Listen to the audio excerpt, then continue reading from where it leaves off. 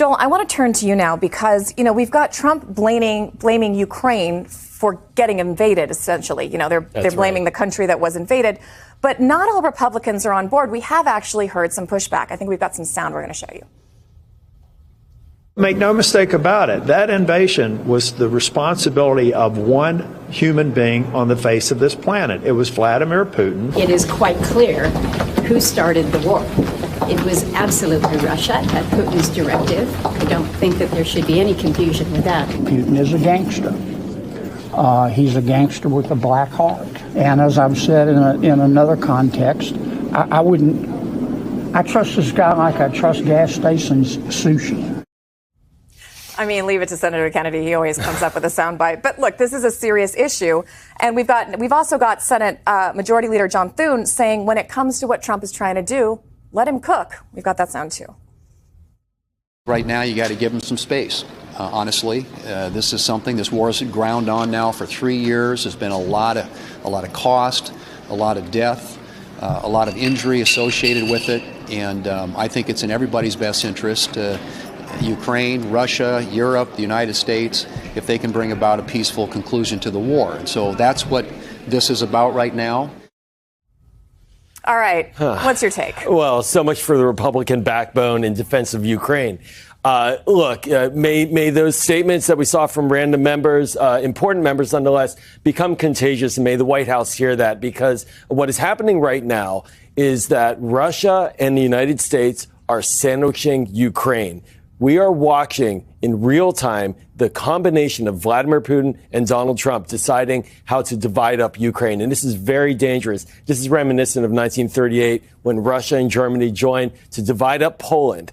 And then they argued there was going to be stability and peace in Europe. And of course, we know that was a precursor to a major war. So hopefully the White House is understanding, somebody in there is understanding that what they are setting up is no peace. They are not setting up a negotiation. They are gaslighting the American people. And clearly our allies in Europe are deeply concerned that not only will Ukraine be at risk, further risk, but they themselves as well. Josh Rogan, I want to go to you because you and I were at the Munich Security Conference together last week. And what I was hearing from people was that they weren't so concerned that Europeans were divided on what to do with Ukraine. They were more concerned that Europeans were going to divide themselves over how to deal with the White House. And that would have a knock-on effect on the alliance to support Ukraine. What's your take on that? And, the NATO summit is coming up in just a few months. What is that even going to look like? Right. We were there. We heard President Zelensky address the assembled European officials and tell them that we can no longer depend on the United States and that Europe has to get together and unify, not just for Europe's sake, but for Ukraine's sake as well. The next day after the conference, the European leaders met and achieved zero unity. So the prospects of European unity on Ukraine or on the United States or anything else are slim to none. Given that reality, the best that the Europeans can really hope for is to position themselves where they don't end up like Zelensky on the wrong side of Trump. Because the mistake, if you want to call it this, that Zelensky made was he made Trump angry, and Trump thinks he insulted him. And that's how our foreign policy is run now. If you run afoul of Trump, your whole country can be sacrificed. And so the Europeans have got to look out for themselves, and they're going to have a lot of trouble doing that, and that leaves Ukraine in the worst of all positions. They can't agree to the extortion. They can't give up their mineral rights that they're going to need to feed their people if and when the war is over, to pay back us before they feed their own people and reconstruct their country. Doesn't make any sense. And they certainly can't do it in exchange for nothing. What they need is security guarantees. And what they need is to be at the table during the negotiations over their own future.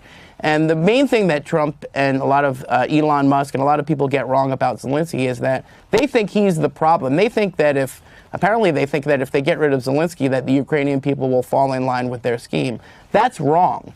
Zelensky, elections or no elections, represents what the Ukrainian people want. And what the Ukrainian people want is to not live on their knees. They're not going to surrender to Putin so that Trump can get a headline, and they're not going to surrender to Putin on terms that are anything other than something that will ensure that they stop getting killed.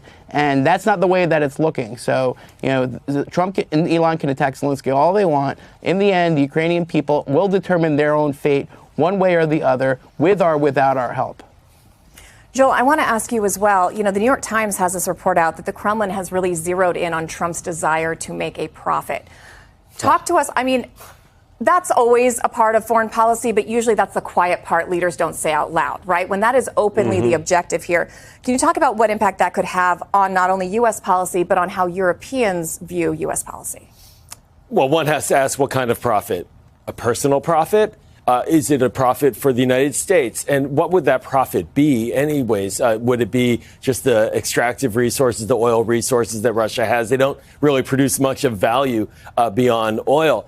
One of the key questions here, Christina, then is the United States, are we going to require Ukraine to cover not just our costs, but potentially start to pay down our deficits, our debts? Why are we not asking Russia to pay those bills? Right. Is this a for-profit kind of operation? Is this a for-profit venture? And this is a theory of government that is extremely different from anything we've had in the history of the United States. We are not a government that tries to get a bottom-line profit, firing all of our staff and somehow giving tax cuts to billionaires and extorting countries abroad to fill up our coffers. That's an imperialist America that does not exist, that has not existed. Certainly, you can go back over the centuries in Britain and France and Spain. That's how they got wealthy. Well, that's not the United States of America, and that's a deeply distressing sign if that's where they're thinking about heading on this discussion. Josh, very quickly, we only got about 30 seconds, but I'd like your take as well on what you think this profit-driven foreign policy, the impacts it could have. Right. The value of U.S. assistance to Ukraine is in establishing a safe and secure Ukraine for Europe so that we can have a safe and secure world, and that cannot be achieved by allowing Russia to succeed in its invasion. So while we might get a short-term profit off of plundering an ally, the long-term risk is that it plunges the region into disaster, which will be a terrible loss for Trump and for the United States of America.